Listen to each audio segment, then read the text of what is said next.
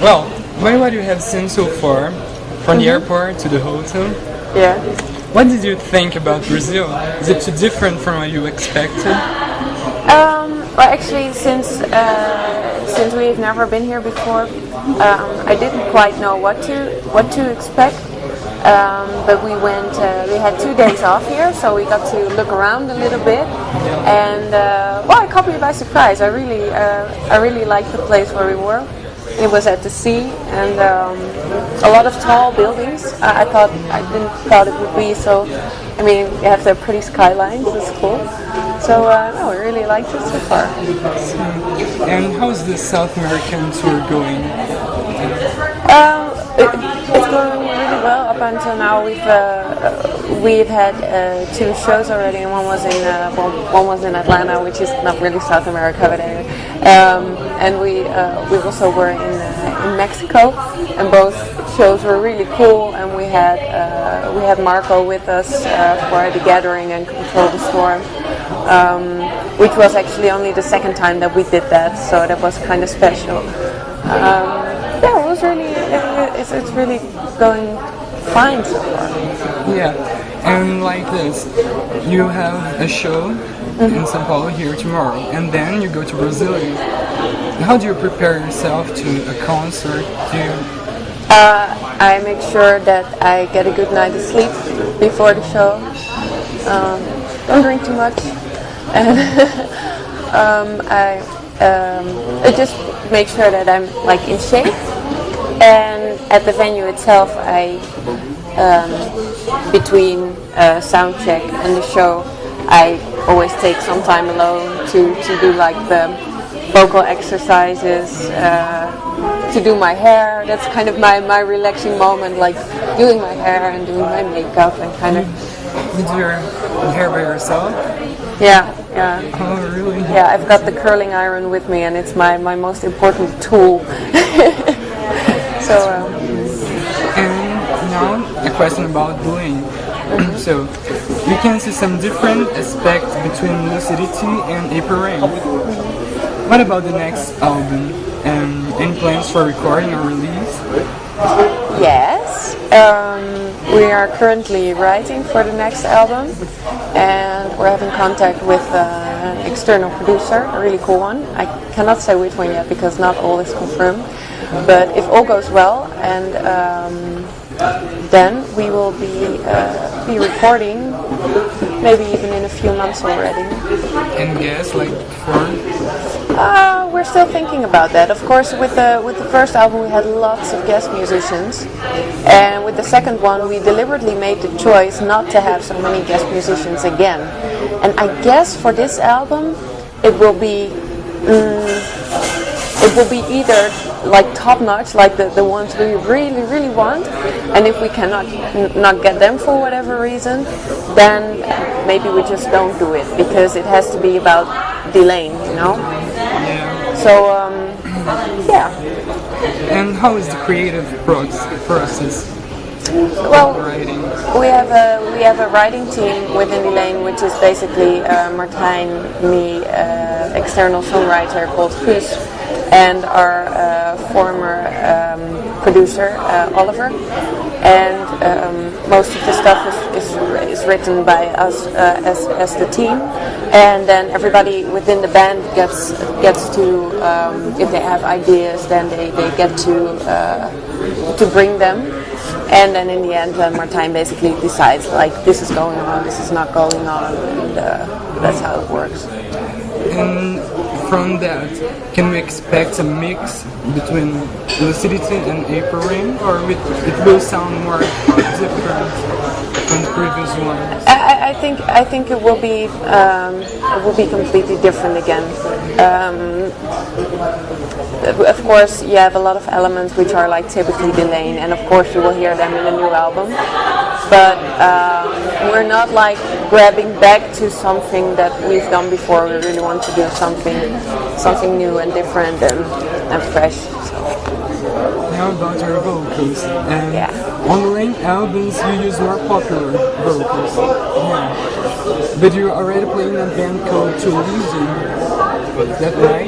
Yeah, that's true. there you use more, you sing lyrical way. Lyrical way. When I was singing in To Elysium, they had recorded 2 albums with their previous singer, and she was singing really, really, really high. Like you said, the lyrical way, that's what you mean, right?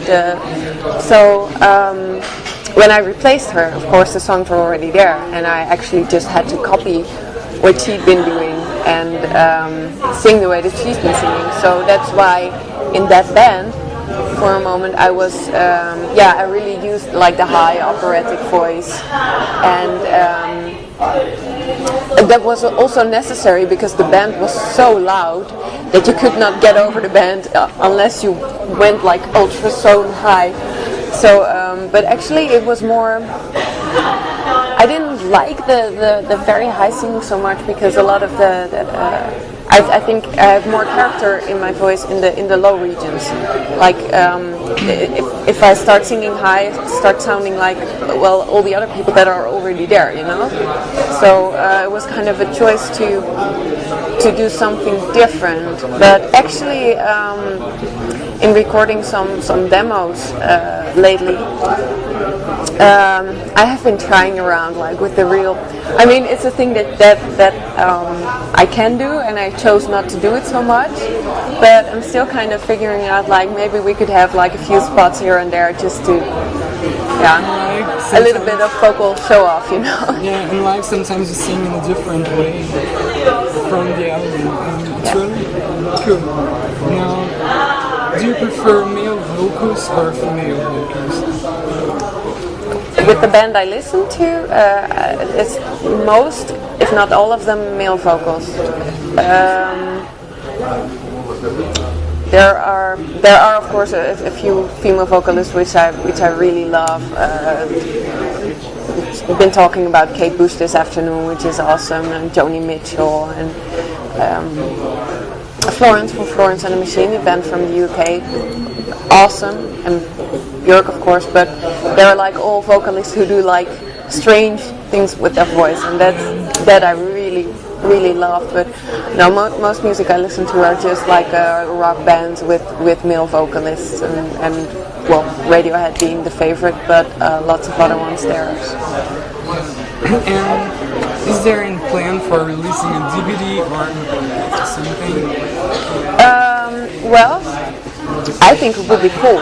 Up until now, we didn't have the possibility yet to do like very big productions with a lot of cameras there. I mean, we're still a little bit of a beginning band, so when we have to make choices budget-wise, then the new album, of course, is more important than having a DVD. But I would love to work on like a big production and making a DVD out of it.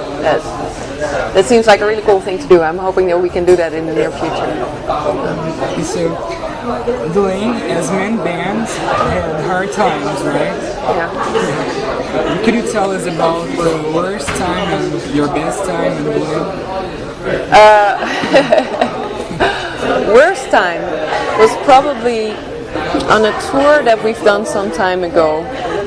We arrived at the venue. I'm not going to say what venue it is because I might insult people. But we arrived at a venue, and it was the basement of this shabby-looking cafe, and it had a stage where we barely fit on, all of us. And the technique there was so bad that at the moment that I plugged my curling iron in, all the lights went down. And then we still had to do a show. So, no, that was probably not our best one ever. But then the day after, you're standing in front of a full crowd again in a good venue. So, I mean, it's crappy, but you've got to work with it. And in the end, I don't even know for sure if I can call it the worst time, because at one point it was so bad that we had to laugh about it, you know. So that was probably the worst one. And best times, I love being on the road and being on tour like we are now, and just the shows, but also hanging out together after the shows, before the shows, and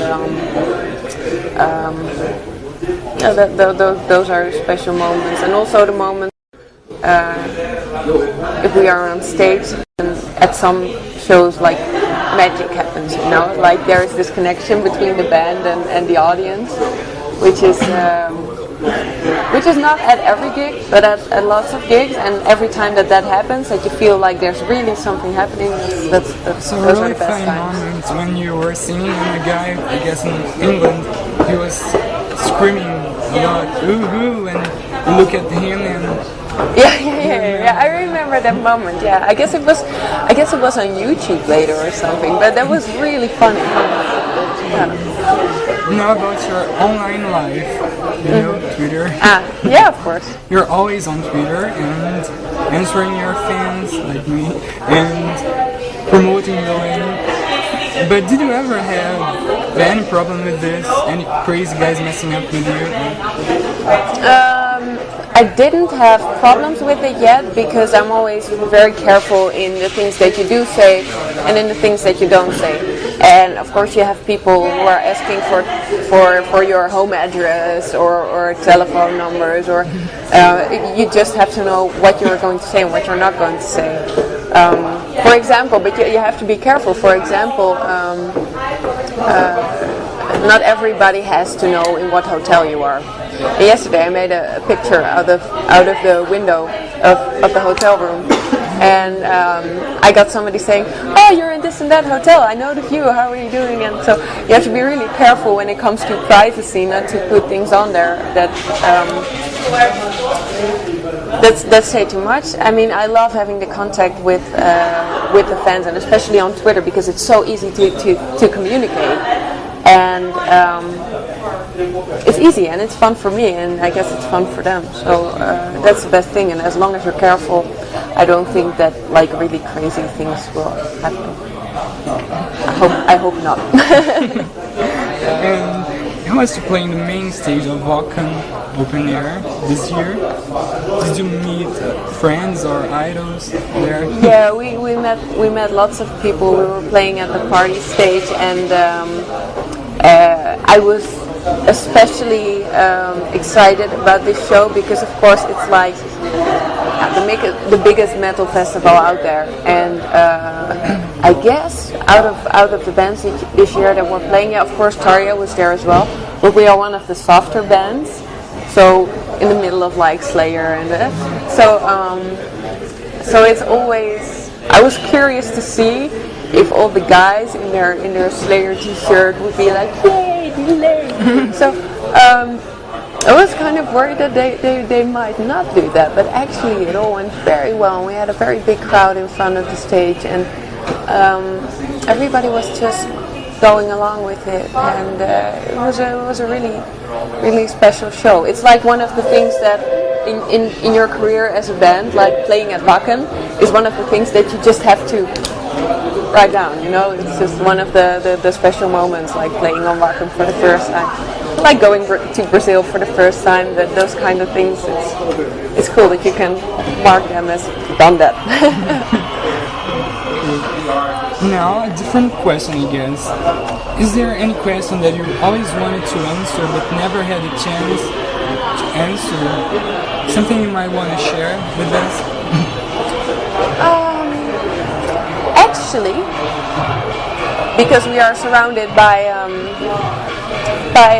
interviewers who really do their work lately. That's really cool. I mean, you have these kind of interviews where everybody's only asking things that you can find in the band's biography, you know. But no, most of the times we actually get really nice interviews. So I'm not waiting for like one specific question to be asked because I've always wanted to tell.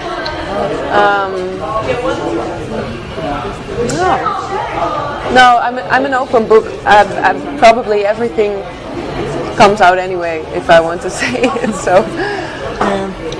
Well, thank you so much for your attention. You're really great. Really.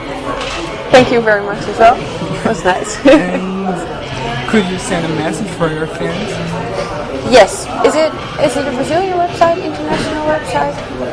Yeah. Okay, to all the fans, thank you for your support in the last years. Thank you for your kind messages, for your turning up our shows, and well, just making us feel good. And we hope that we can deliver a very good third album for you very soon. And hopefully, we'll see each other on the road. The 30 Kick-Ass album. Yeah. I guess it will be. Thank you.